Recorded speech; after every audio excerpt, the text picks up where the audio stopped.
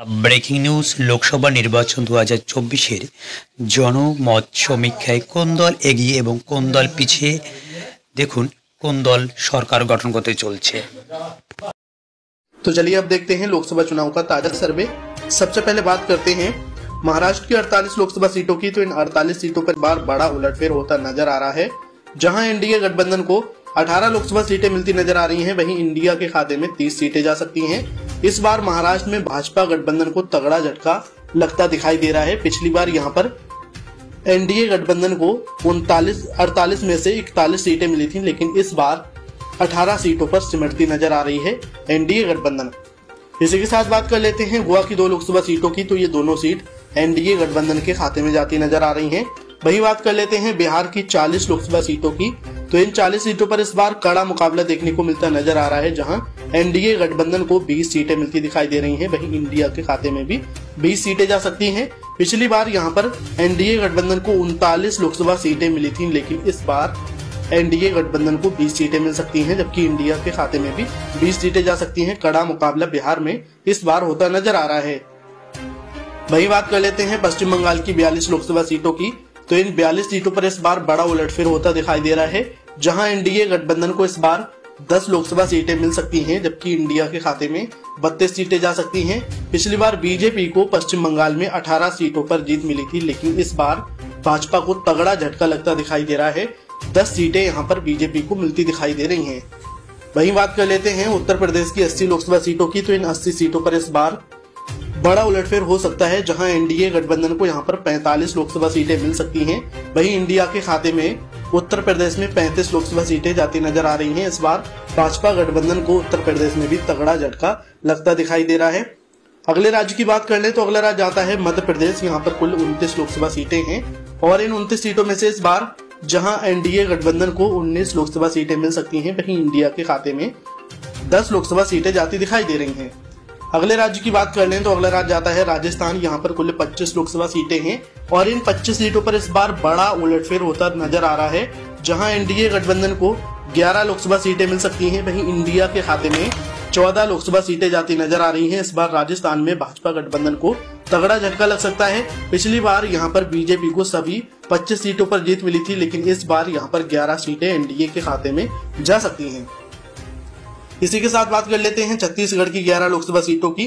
तो इन 11 सीटों में से इस बार जहां एनडीए के खाते में 4 सीटें जाती नजर आ रही हैं, वहीं इंडिया के खाते में 7 लोकसभा सीटें जाती दिखाई दे रही हैं। इस बार छत्तीसगढ़ में भी भाजपा को तगड़ा झटका लग सकता है। पिछली बार बीजेपी को छत्तीसगढ़ में 9 लोकसभा सीटें मिली थी, कांग्रेस को 2 सीटें मिली थी, लेकिन इस बार भाजपा को 4 सीटें छत्तीसगढ़ में मिल सकती हैं। वही बात कर लेते हैं कर्नाटक की 28 लोकसभा सीटों की। तो इन 28 सीटों में से इस बार जहां एनडीए गठबंधन को 10 लोकसभा सीटें मिल सकती हैं, वहीं इंडिया के खाते में 18 सीटें जाती नजर आ रही हैं। इस बार कर्नाटक में बीजेपी को तगड़ा झटका लगता नजर आ रहा है, जहां पिछली बार यहां पर बीजेपी को 25 सीटों पर जीत मिली थी, लेकिन इस बार भाजपा केवल 10 सीटों पर सिमटती नजर आ रही है। इस बार इंडिया गठबंधन को तगड़ा फायदा यहां पर कर्नाटक में होता नजर आ रहा है, जबकि भाजपा को बड़ा नुकसान कर्नाटक में हो सकता है। इसी के साथ बात करें अगले राज्य की तो अगला राज्य आता है केरल, और यहाँ पर कुल 20 लोकसभा सीटें हैं, और इन 20 सीटों पर इस बार इंडिया गठबंधन का कब्जा होता दिखाई दे रहा है। यहाँ पर एनडीए गठबंधन और अन्य का सुपड़ा साफ होता दिखाई दे रहा है। वही बात कर लेते हैं अगले राज्य की तो अगला राज्य आता है तमिलनाडु। यहाँ पर कुल 39 लोकसभा सीटें हैं, और इन 39 सीटों पर इस बार इंडिया गठबंधन का कब्जा हो सकता है। यहाँ पर एनडीए गठबंधन और अन्य का सुपड़ा साफ होता दिखाई दे रहा है। इसी के साथ बात कर लेते हैं गुजरात की 26 लोकसभा सीटों की। तो इन 26 सीटों में से इस बार जहां एनडीए गठबंधन को 20 सीटें मिल सकती हैं, वहीं इंडिया के खाते में 6 लोकसभा सीटें जाती नजर आ रही हैं।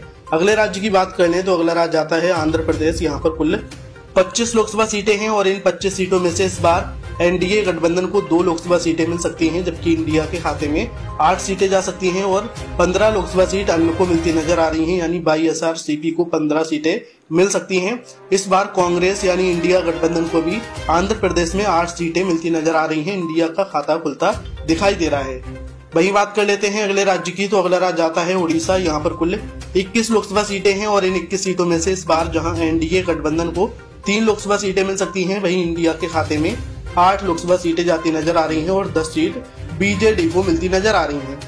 अगले राज्य की बात कर लें तो अगला राज्य आता है तेलंगाना। यहाँ पर कुल 17 लोकसभा सीटें हैं और इन 17 सीटों में से इस बार जहां एनडीए गठबंधन को 2 लोकसभा सीटें मिल सकती हैं, वहीं इंडिया के खाते में 12 सीटें जा सकती हैं और 3 लोकसभा सीट अन्य को मिलती नजर आ रही हैं, जिनमें से 1 सीट AIMIM को और 2 सीट BRS को मिलती दिखाई दे रही हैं।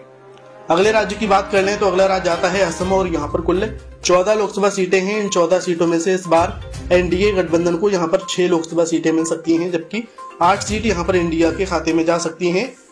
झारखंड की बात करें तो यहाँ पर कुल 14 लोकसभा सीटें हैं और इन 14 सीटों में से एनडीए गठबंधन को 6 सीटें मिल सकती हैं, जबकि इंडिया के खाते में 8 लोकसभा सीटें झारखंड में जाती नजर आ रही हैं।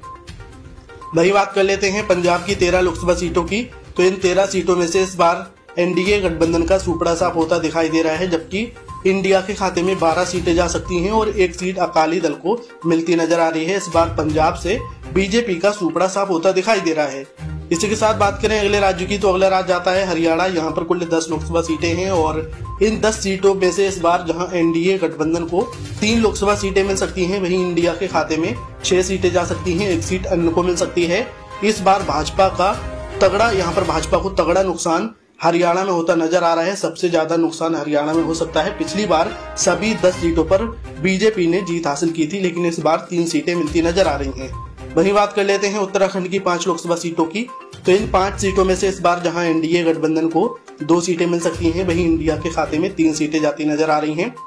इसी के साथ बात कर लेते हैं हिमाचल प्रदेश की 4 लोकसभा सीटों की। तो इन 4 सीटों में से एनडीए को 1 सीट मिल सकती है, इंडिया गठबंधन के खाते में 3 सीट जाती दिखाई दे रही हैं। अगले राज्य की बात करें तो अगला राज्य आता है अरुणाचल प्रदेश। यहाँ पर कुल 2 सीटें हैं और ये दोनों सीट एनडीए को मिलती नजर आ रही हैं। वहीं बात कर लेते हैं मेघालय की 2 लोकसभा सीटों की। तो ये दोनों सीट एनडीए गठबंधन को मिलती दिखाई दे रही हैं। वहीं बात करें त्रिपुरा की 2 लोकसभा सीटों की, तो ये दोनों सीट एनडीए के खाते में जा सकती हैं। मिजोरम की 1 लोकसभा सीट की बात करें तो ये 1 सीट एनडीए को मिलती नजर आ रही है। इसी के साथ बात करें मणिपुर की 2 लोकसभा सीटों की, तो ये दोनों सीट इंडिया गठबंधन को मिलती नजर आ रही हैं। नागालैंड की 1 सीट एनडीए गठबंधन को मिल सकती है। वहीं बात करें सिक्किम की 1 लोकसभा सीट की, तो ये 1 सीट एनडीए के खाते में जा सकती है। दिल्ली की बात करें तो यहाँ पर कुल 7 लोकसभा सीटें हैं और इन 7 सीटों में से इस बार जहां एनडीए गठबंधन को 2 लोकसभा सीटें मिल सकती हैं, वहीं इंडिया के खाते में 5 सीटें जाती नजर आ रही हैं। पिछली बार यहाँ पर बीजेपी को सभी 7 सीटों पर जीत मिली थी, लेकिन इस बार तगड़ा झटका दिल्ली में लगता नजर आ रहा है। वहीं बात कर लेते हैं जम्मू कश्मीर की 6 लोकसभा सीटों की। तो इन 6 सीटों में से 2 सीट एनडीए को मिल सकती हैं, जबकि इंडिया के खाते में 4 लोकसभा सीटें जाती नजर आ रही हैं। इसी के साथ बात कर लेते हैं केंद्र शासित प्रदेश की 6 लोकसभा सीटों की। तो इन 6 सीटों में से एनडीए गठबंधन को 3 सीटें मिल सकती हैं, इंडिया के खाते में 3 सीटें जा सकती हैं। तो दोस्तों यहाँ पर सभी 543 सीटों का सर्वे आ चुका है और इन 543 सीटों में से इस बार एनडीए गठबंधन यहाँ पर 206 सीटें मिलती नजर आ रही हैं एनडीए गठबंधन को, जबकि इंडिया को यहाँ पर 297 सीटें मिल सकती हैं और अन्य को 40 लोकसभा सीटें मिलती नजर आ रही हैं। तो आपको क्या लगता है, क्या एनडीए गठबंधन यहाँ पर फिर से अपनी सरकार बना पाएगा या फिर इंडिया गठबंधन अपनी सरकार बना सकता है? केंद्र में कमेंट करके जरूर बताएं।